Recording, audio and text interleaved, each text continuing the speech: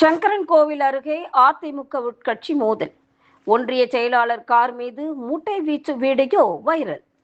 தென்காசி மாவட்டம் வாசுதேவநல்லூர் சட்டமன்ற தொகுதி உட்பட்ட வீரியிருப்பு பகுதியில் அனைத்திந்திய அண்ணா திராவிட முன்னேற்ற கழக கட்சிக்குள் ஏற்பட்ட உட்கட்சி மோதல் பெரும் பரபரப்பை ஏற்படுத்தியுள்ளது.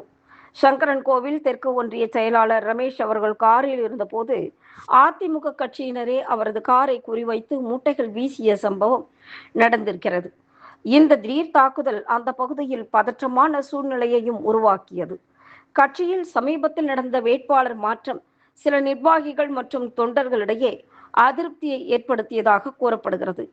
இந்த அதிருப்தியே வெளிப்படையாக எதிர்ப்பாக மாறி இத்தகைய சம்பவத்திற்கு காரணமாகி இருக்கலாம் என அரசியல் வட்டாரங்கள் கருதுகின்றன.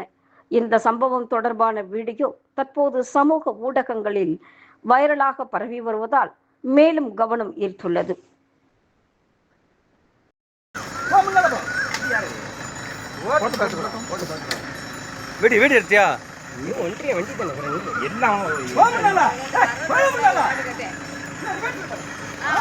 வண்டி ரிவர்ஸ் போகுது. வண்டி ரிவர்ஸ் போகுது.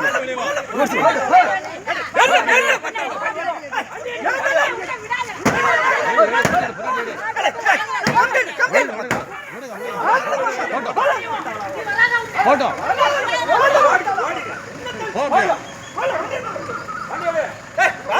ஆடி ஆடி ஆடி ஆடி